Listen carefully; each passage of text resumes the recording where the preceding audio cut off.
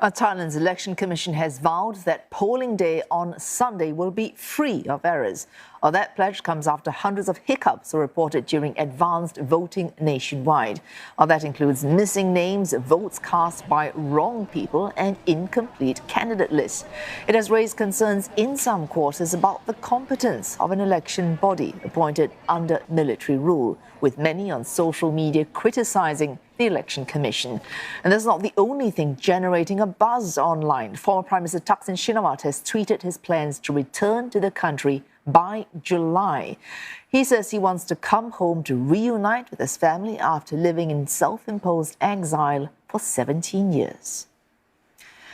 And for more, we're joined by May Wong live in Bangkok. May, what steps will the Election Commission be taking to ensure that voting does, in fact, go smoothly on Sunday? Well, the Election Commission has come out to recognize and acknowledge their mistakes and say, obviously, that they hope that they will not be repeating those same mistakes again come Sunday, May the 14th. Now, one key difference between advanced voting as well as the actual polling day is that in the advanced voting, the residents came out of their constituencies to vote.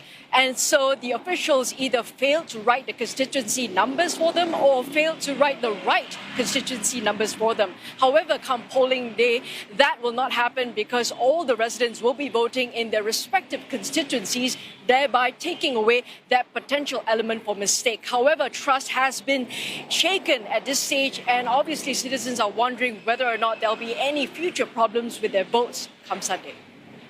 May, of course, onto that tweet by the former Prime Minister Thaksin Shinawatra. Now, he is hugely popular amongst millions of Thais even today. Can we really expect him to return by July, or is this just posturing?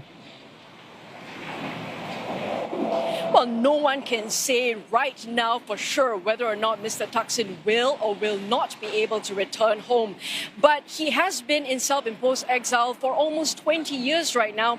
And in just 1 week, he has tweeted twice to say that he's asking for permission to return to the country because at age 73, he wants to come back and spend some time with his grandchildren. The latest, the 7th grandchild that was actually delivered by his daughter, youngest daughter, Paetongtarn Shinawatra. And Paetongtarn is also involved in this elections, running the Pheu Thai party, which is related and linked to Mr. Thaksin.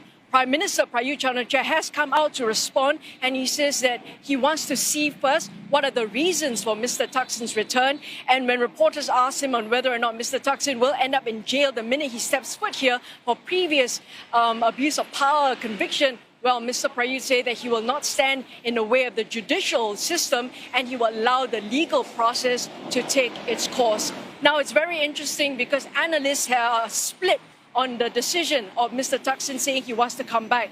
One side says that this will encourage the sympathizers to give the votes to Pheu Thai, the largest opposition, in order to give them the landslide they're urging for. Yet another side says this will only encourage the anti-Thaksin citizens to go out in full force to deny Pheu Thai of a landslide in order not to allow Mr. Thaksin to come back. So overall, it only goes to show that Mr. Thaksin still remains a very polarizing political figure in Thailand even till today. Thanks for that. May Wong reporting live just there from Bangkok.